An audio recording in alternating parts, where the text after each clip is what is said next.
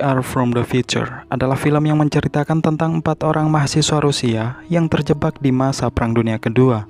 Insiden itu terjadi ketika mereka tengah mencari benda-benda sejarah peninggalan perang.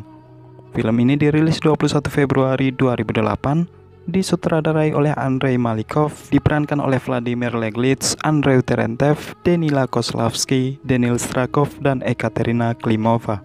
Mampukah mereka survive di tengah-tengah pertempuran? Silahkan disimak, biarkan saya bercerita. Let's get started. Pada 21 Desember 2007, 4 orang mahasiswa Rusia sedang menuju tempat bersejarah untuk mencari benda-benda peninggalan perang. Sesampainya mereka di tempat yang dimaksud, 4 orang penggali sudah mendahului mereka. Borman lalu memberitahu kalau tanah itu sudah mereka beli, tetapi ia malah dibantah, sehingga terjadilah perkelahian di antara mereka. Borman dan kawan-kawan berhasil mengusir orang-orang itu. Setelah itu mereka mulai menggali dengan harapan mungkin saja akan menemukan benda-benda peninggalan perang yang ada hubungannya dengan Hitler. Beberapa saat menggali, tanpa sengaja Speer teroboh ke suatu ruangan bekas kamp tentara zaman perang. Mendengar suara teriakan Speer, 3 orang kawannya kemudian berlari melihatnya. Di tempat ini, mereka menemukan kotak amunisi, pistol, kartu identitas prajurit, dan tengkorak. Denim lalu berinisiatif untuk mencoba menembakkan pistol tersebut, namun George berusaha mencegatnya. Sesaat kemudian, mereka kedatangan nenek-nenek penjual susu.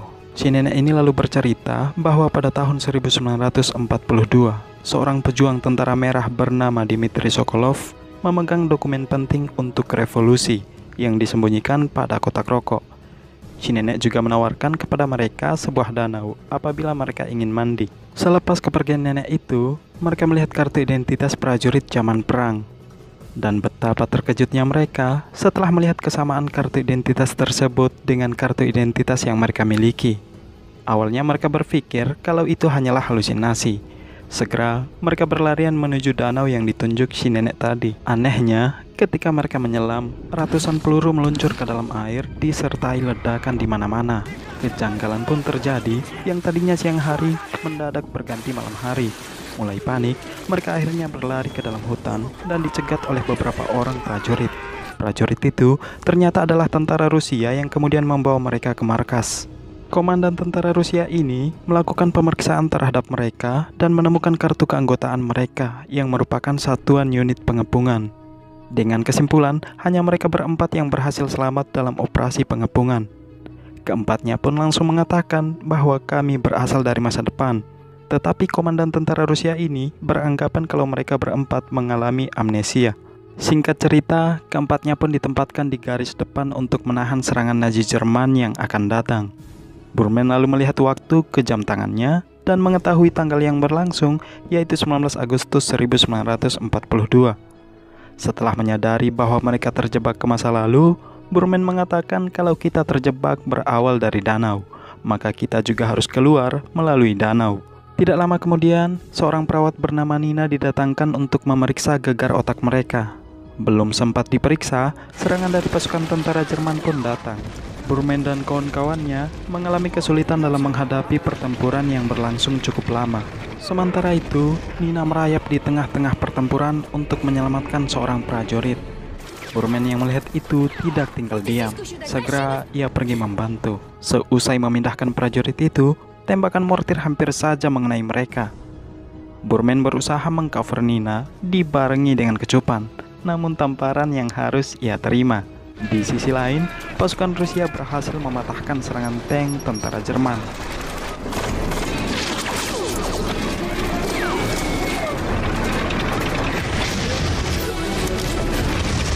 Setelah pertempuran tersebut, Borman mulai tertarik dengan si Nina.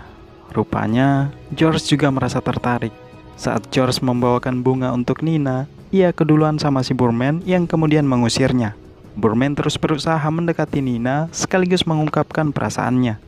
Lagi-lagi, Borman memanfaatkan kesempatan, namun berlanjut di pertengahan malam, di mana mereka berencana untuk kembali ke danau tersebut. Saat situasi sudah aman, keempatnya langsung pergi melompati danau dengan harapan akan kembali ke masa depan.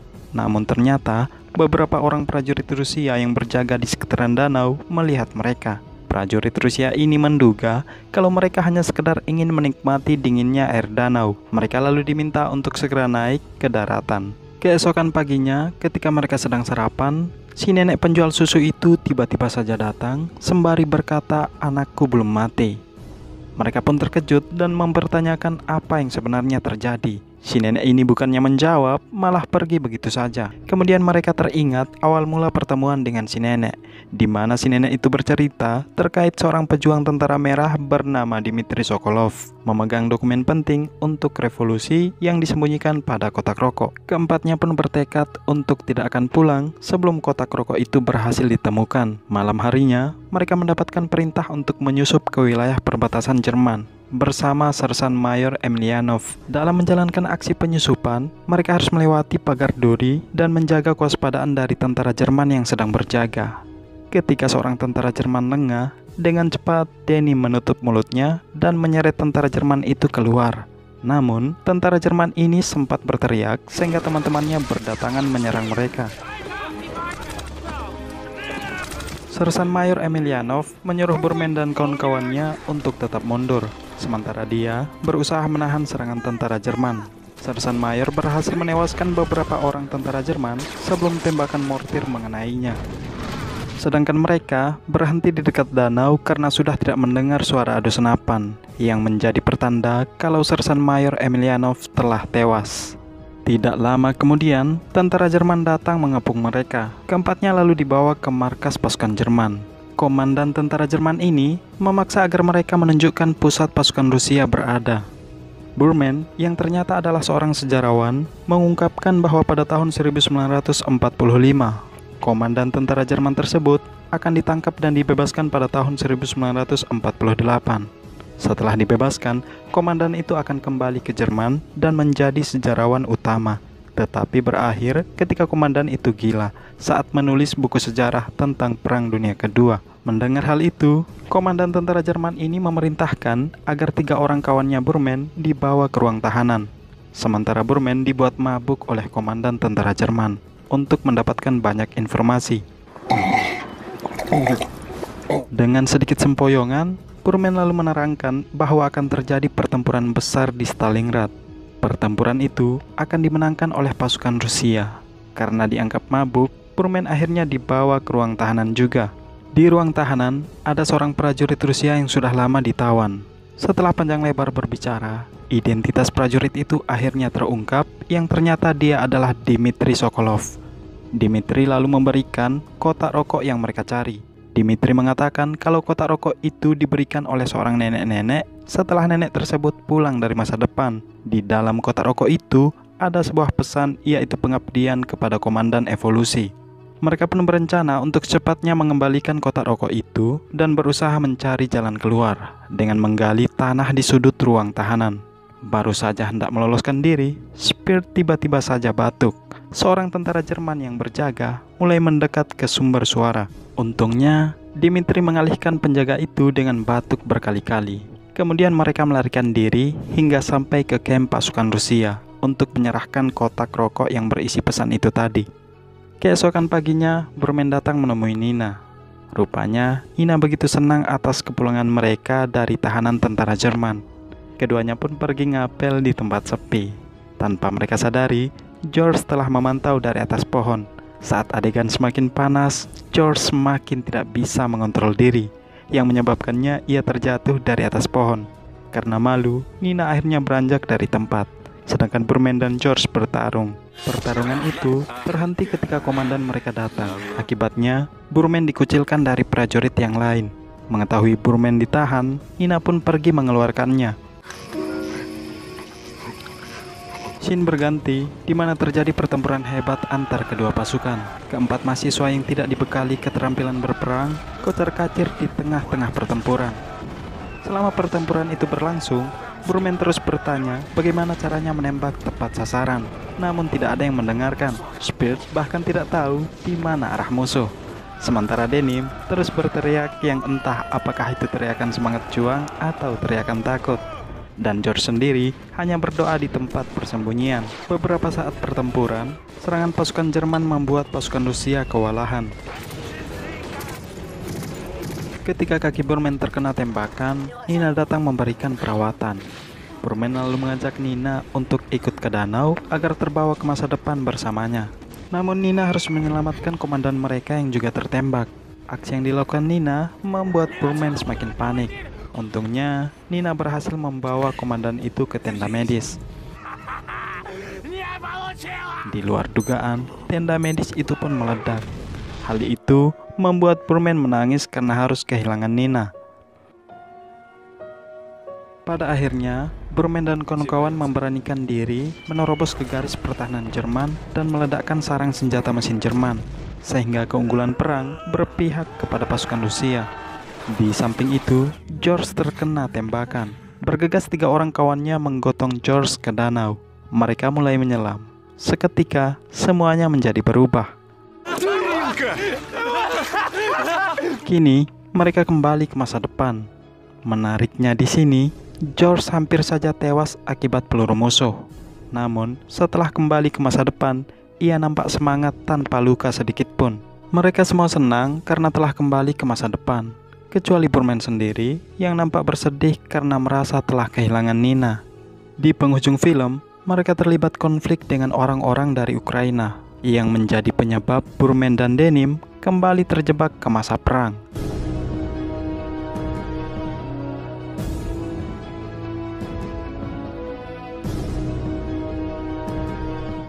Film ini adalah sequel lanjutan dari film We Are From The Future 2008, menceritakan tentang Burman dan Denim yang kembali terjebak ke masa Perang Dunia Kedua, sekaligus untuk menyelamatkan Nina yang ternyata masih hidup. Dirilis 18 Februari 2010, sutradara berganti ke Alexander Semokalov, diperankan oleh Vladimir Leglitz, Igor Petrenko, Alexei Barabas, Dmitry Stapka, dan Ekaterina Klimova. Mampukah mereka membawa Nina ke masa depan? Mari kita tuntaskan ceritanya. Semongko. Film berlatar pada tahun 2009, yaitu 2 tahun setelah mereka kembali dari masa lalu. Burman, yang merupakan seorang sejarawan, sedang menerangkan terkait pertempuran di kota Brody. Pertempuran itu dipicu oleh adanya serangan dari divisi SS Galicia yang sebagian berasal dari partisan Ukraina. Sebagai akibat dari serangan balik Soviet, divisi SS Galicia hampir hancur total, sehingga peristiwa itu dikenal dengan sebutan Kuali Brody 19 Juli. Denim bertugas untuk mengantarkan surat terakhir dari prajurit Soviet yang mereka temukan di masa perang. Saat Denim mendatangi rumah mantan seorang pejuang untuk memberikan surat terakhirnya, ia tertuju pada sebuah foto yang salah satunya adalah Nina, kekasihnya Burman yang diduga telah meninggal pada tahun 1942. Foto itu lalu diperlihatkan kepada Burman dan mengatakan kalau tali bahu pada bajunya Nina dijahit. Sedangkan itu baru diperkenalkan pada tahun 1943. Spontan, keduanya menyimpulkan berarti Nina masih hidup. Kemudian seorang wanita menabrak Burman dari belakang, dan memori tentang Nina pun hadir dalam ingatan. Setelah itu, keduanya bersama teman-teman Rusia yang lain mendatangi Ukraina untuk menjadi bagian dalam rekonstruksi sejarah pertempuran di front Ukraina, yaitu terobosan Brody Cauldron. Di antara semua peserta, ada 2 orang warga Ukraina bernama Taras dan Seri yang tidak suka dengan keberadaan Burman dan Denim. Sengaja mencari gara-gara, Taras melempari Denim dengan kaleng bekas. Tidak terima perlakuan itu, Denim ingin memberi pelajaran, tetapi Burman menahannya. Berlanjut ke acara menjelang rekonstruksi. Denim mengajak Burman untuk pergi ke acara itu. Namun Burman hanya terpaku pada sebuah buku yang di dalamnya ada foto Nina. Di acara tersebut, Taras berkata dan berbuat tidak sopan dengan Marsha, wanita asal Rusia. Sesaat kemudian, Denim datang sekalian mengajak Marsha berdansa. Belum lama mereka berdansa, Taras mendorong Denim sehingga terjadilah perkelahian di antara mereka yang berkembang menjadi perkelahian massal. Untungnya, petugas berdatangan menghentikan perkelahian. Taras dan Seri berlarian ke dalam hutan, di mana mereka menemukan monumen prajurit Soviet yang tewas dalam pertempuran Brody. Monumen itu kemudian Taras robohkan seketika angin tiba-tiba kencang. Keesokan paginya, selama rekonstruksi pertempuran, Burman bertanya di mana rumah yang ditinggalkan itu berada saat Nazi Jerman dan tentara dari divisi SS Galicia keluar dari pengepungan pasukan Soviet. Tetapi mayor penyelenggara rekonstruksi menolak untuk memberikan jawaban. Akhirnya, keduanya pergi melihat sisa-sisa benteng pertahanan Mayor Demin. Di tempat ini, Burman berhalu andai saja ia bisa kembali ke masa perang, pasti Nina bisa diselamatkan. Tetapi Denim tidak setuju jika peristiwa kemarin terjadi lagi karena keajaiban tidak datang 2 kali. Tanpa mereka duga, Taras dan Sherry datang melemparkan bom kepada mereka. Belum sempat menjauh, terjadi ledakan hebat. Ledakan itu membawa keempatnya ke masa lalu. Keempatnya tersadar dengan kondisi terikat dan mata tertutup. 2 orang di antara mereka yang mengenakan seragam Ukraina dihadapkan untuk diinterogasi. Tentara Ukraina mulai menanyakan terkait seragam yang mereka kenakan.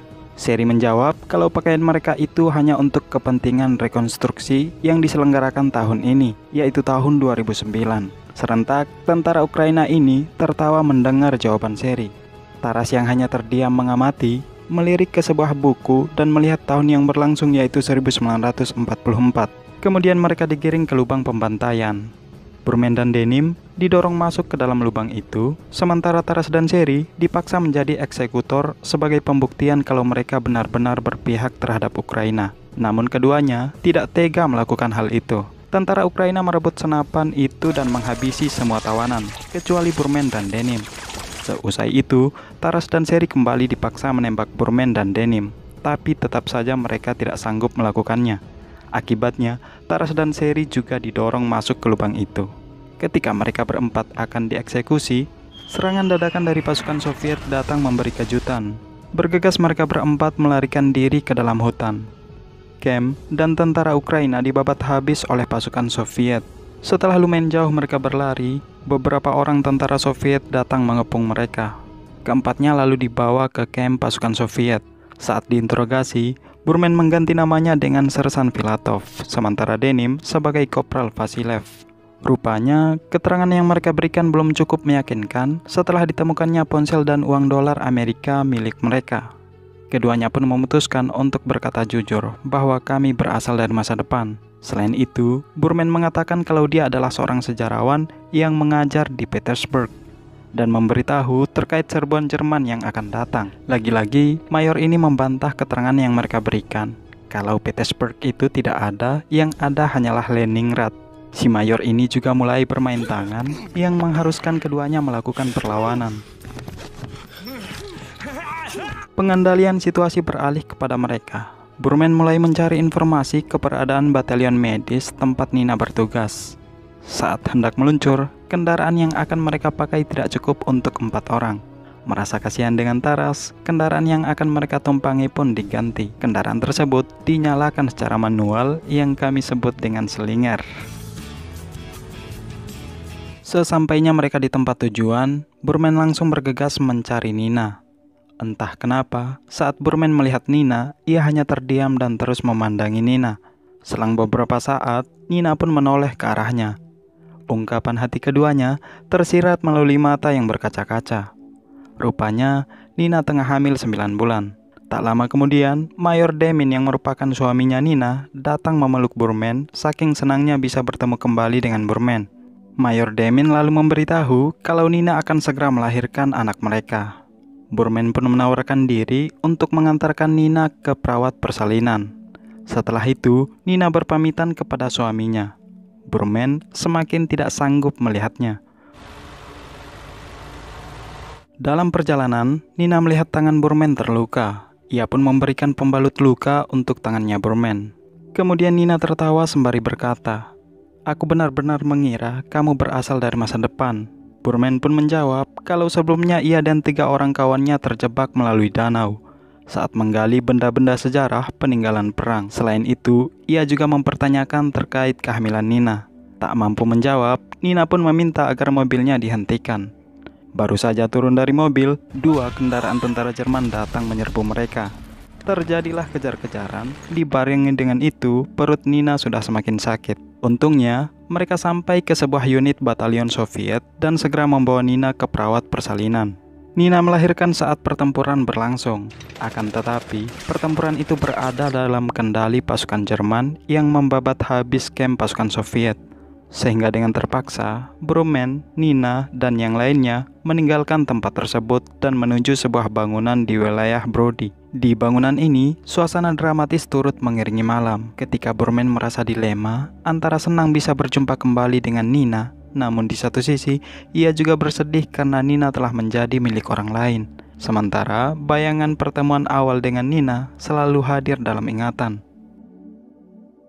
Denim, yang mengetahui keinginan Burman untuk membawa Nina ke masa depan, mengatakan bahwa kita tidak mungkin bisa mengubah apapun yang terjadi di masa lalu. Jika masa lalu bisa diubah, maka secara otomatis masa depan juga akan ikut berubah. Seusai pembicaraan tersebut, mereka terkejut Nina sudah hilang dari tempat. Bergegas mereka pergi menyusul Nina. Saat ketemu, Burman langsung memeluk Nina dan mengutarakan tujuannya untuk membawa Nina ke masa depan. Namun Nina lebih memilih menetap demi anak dan suaminya. Hal itu membuat Burman semakin kecewa. Akan tetapi, melihat kondisi Nina yang melemah, Denny mengambil bayi itu dari Nina.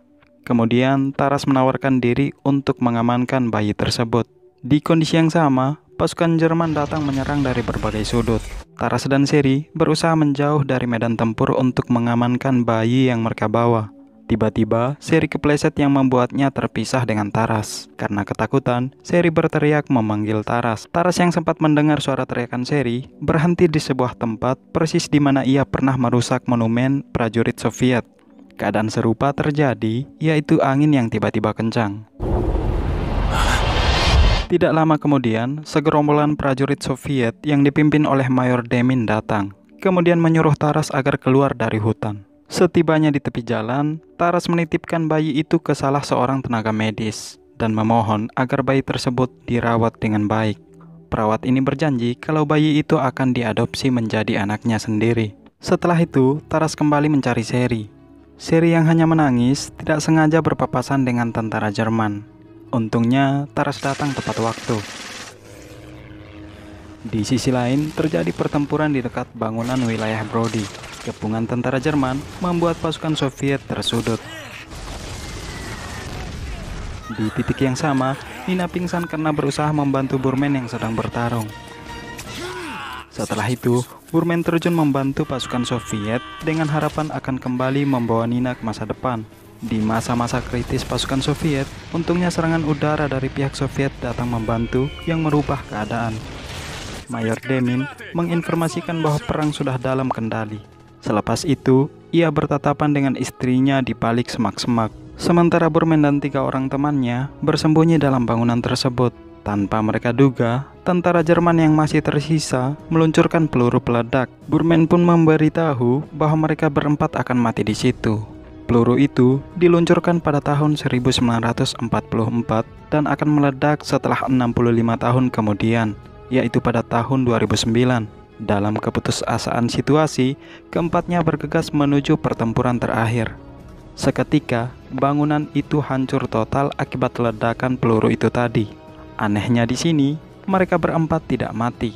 Serentak, mereka mengatakan bahwa kami dari masa depan. Mayor penyelenggara rekonstruksi ini menanggapi kalau kita memang berada di masa depan. Keempatnya pun tertawa karena baru menyadari telah kembali ke masa depan.